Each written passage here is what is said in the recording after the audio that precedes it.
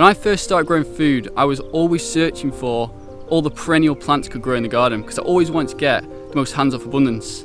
So today I've got a food forest consisting of over 50 fruit trees, 40 berry bushes and many other plants. But today I want to share with you 3 of the most powerful, super hardy, perennial superfoods you can grow. So let's get into the video.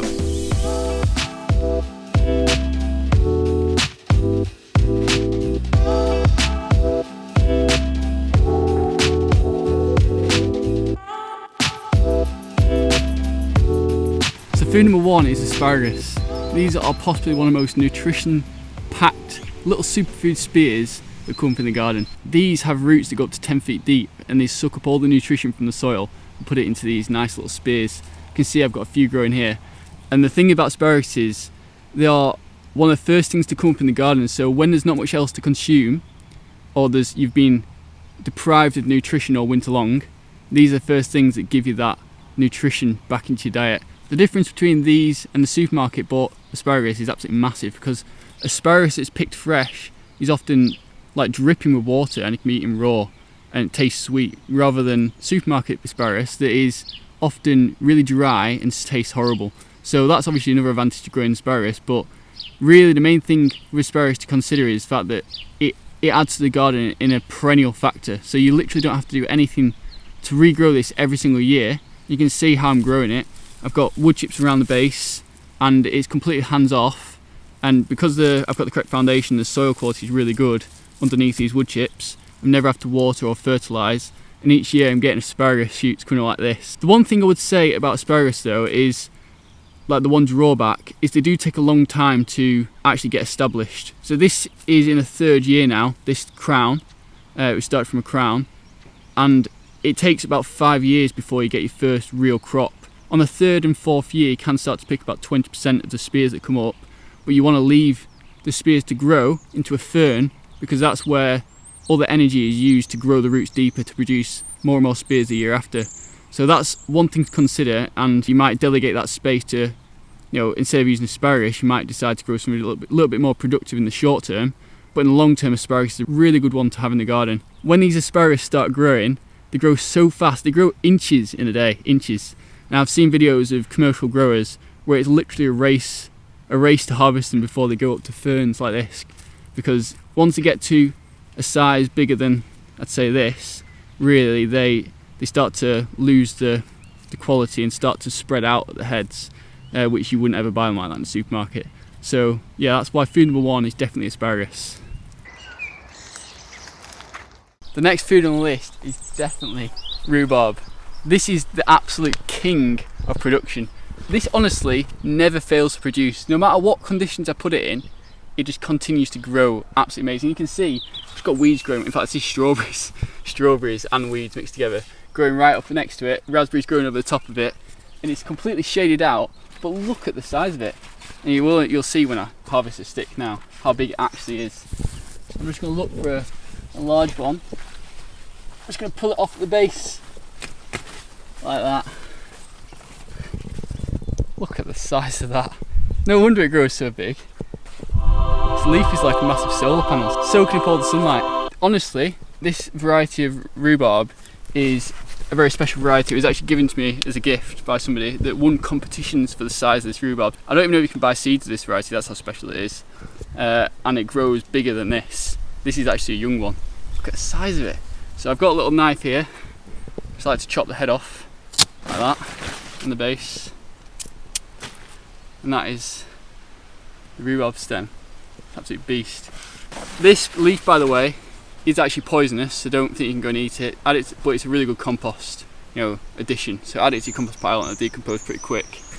Saying that, the hens eat it for some reason and they don't seem to die. Even though it's not recommended to feed it to hens, they go through the compost pile and eat it anyway. The best thing about rhubarb though is the fact that it just grows in super unforgivable conditions. It can grow in almost any climate. When it's really cold in the winter, this still comes up and produces. Like, we're in May now, and I've been getting big sticks like this off it for a while when there's not much else in the garden, and that is actually a real asset to have in the garden if you think about it, because to help fill the hunger gap, when you can select perennials like this that just come up year after year with no maintenance whatsoever. And you can see I've not really done much to care for the plant, because there's all this mass around it, but that is actually part of the whole system and does actually help it grow. If you want to learn more about the whole ecosystem, how it helps foods to thrive, yeah, subscribe to the channel because I talk about that quite a lot. But back to rhubarb. Specifically rhubarb is an extremely potent superfood. Not only can you taste it because it's extremely bitter, but it's also scientifically proven. It's got a lot of nitrates, vitamin K, that's all really beneficial. Lots of health benefits, but we should never boil down a rhubarb stick, a whole food, to a specific nutrient, because that's where you run into problems. You want to consume whole foods, you should understand it's healthy. So there's nothing else to say on it. But when it comes to cooking, that's when you get a bit more creative. You can roast it, you can steam it, you can do whatever you want. But my preferred method is to cut it up into little slices, put it in a dish with a bit of xylitol or sugar, and to take a little bit of the bitterness out of it, and roast it until it's just gone a little bit soft. You don't want to have rhubarb overcooked, it goes like slush. You want it just where it's just gone like jelly and it's holding its shape. So yeah, rhubarb is definitely on the list, just because it's so easy to grow and it's also so nutritious. Last but not least is this plant here, which is kale. You're probably thinking, Luke, kale is not a perennial. Well, actually that's where you're wrong, because this one, it's a very special variety called Taunton Deane kale, and it grows into a massive tree. You probably think I'm joking, but no, seriously, it does. This you can't buy seeds for. You have to buy cuttings from a plant from somebody else that owns one, and then you can propagate your own. This is actually the first year I've done it, so it's the latest addition to the food forest here, and hopefully in a few years' time we'll have a massive bush, a kale tree, effectively, in the perennial garden. I don't need to spend much time talking about the health benefits of kale, because one search online for this little plant here, you'll see how healthy it actually is. You'll be bombarded with studies showing it is arguably the holy grail of leafy greens. And this has all the same qualities of traditional kale, but in a perennial version, which means it's producing year round and you don't have to re-sow it, which is absolutely amazing. Also, it's a very hardy plant, so in the winter times, it's also really good to have access to a fresh green like this as well. I am going to have to net it originally to help it get established, because pigeons like to eat kale leaves. Before it grows into a big tree, it's going to be quite exposed, and like one of these leaves provides a lot of the energy to the plant to help it grow, so I need it to grow a lot bigger yet before I keep it exposed. So do whatever you want with it, juice it, blend it, massage it if you want, but first get it planted.